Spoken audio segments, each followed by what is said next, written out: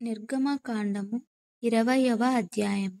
దేవుడు ఈ ఆజ్ఞలన్నీయు వివరించి చెప్పెను. నీ దేవుడైన యెహోవాను నేనే. నేనే దాసుల గృహమైన ఐగుప్తు దేశములో నుండి నిన్ను వెలుపలికి రప్పించితిని. నేను తప్ప వేరొక దేవుడు నీకు ఉండకూడదు. పైన ఆకాశమందే గాని, క్రింది భూమియందే గాని, భూమి క్రింద నీళ్లయందే గాని ఉండు దేని రూపమునైనను విగ్రహమునైనను నీవు చేసుకొనకూడదు. వాటికి సాగిలపడకూడదు. వాటిని పూజింపకూడదు.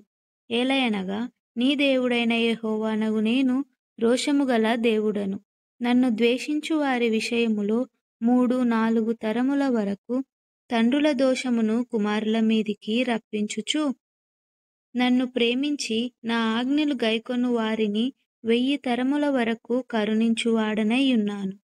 నీ దేవుడైన యెహోవా నామమును వ్యర్థముగా నుచ్చరింపకూడదు.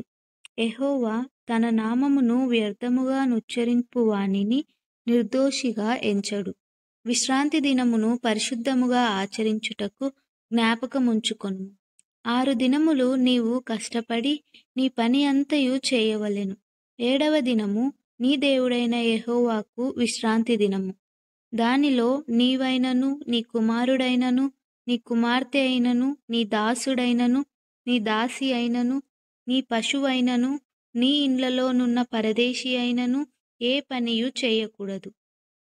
6 దినములలో యెహోవా ఆకాశమును, భూమియు, సముద్రమును, వాటిలోని సమస్తమును సృజించి 7వ దినమున విశ్రమించెను. అందుచేత యెహోవా విశ్రాంతి దినమును ఆశీర్వదించి దాన్ని పరిశుద్ధపరిచెను. నీ దేవుడైన యెహోవా నీకు అనుగ్రహించు దేశములో నీవు దీర్ఘాయుష్మంతుడవగునట్లు నీ తండ్రిని, నీ తల్లిని సన్మానించుము. నరహత్య చేయకూడదు. వ్యభిచరింపకూడదు. దొంగిలకూడదు. నీ పొరుగువాని మీద అబద్ధ సాక్ష్యము పలకకూడదు. నీ పొరుగువాని ఇల్లు ఆశింపకూడదు.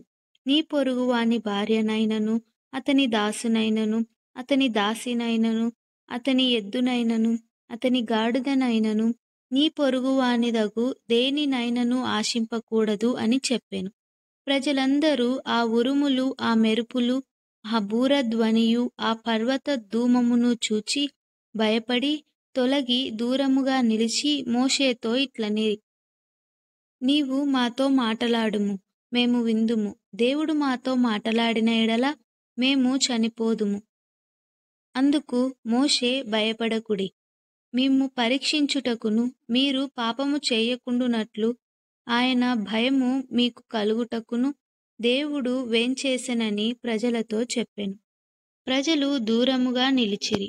మోషే దేవుడున్న ఆ గాఢాంధకారమునకు సమీపింపగా యెహోవా మోషేతో ఇట్లనెను: ఇశ్రాయేలీలతో ఇలాగు చెప్పుము, నేను ఆకాశము నుండి నీతో మాటలాడితినని మీరు గ్రహించితిరి.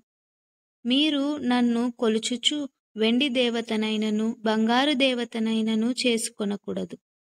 మంటి బలిపీఠమును నా కొరకు చేసి దాని మీద నీ దహన బలులను, సమాధాన బలులను, నీ గొర్రెలను, నీ ఎద్దులను అర్పింపవలెను. నేను నా నామమును జ్ఞాపకార్థముగా నుంచు ప్రతి స్థలములోనూ నీ యొద్దకు వచ్చి నిన్ను ఆశీర్వదించెదను. నీవు నాకు రాళ్లతో బలిపీఠమును చేయునప్పుడు మలిచిన రాళ్లతో దాన్ని కట్టకూడదు. దానికి నీ పనిముట్టు తగలనిచ్చిన ఎడల అది అపవిత్రమగును. మరియు నా బలిపీఠము మీద నీ దిగంబరత్వము కనబడకయుండునట్లు మెట్ల మీదుగా దాన్ని ఎక్కకూడదు.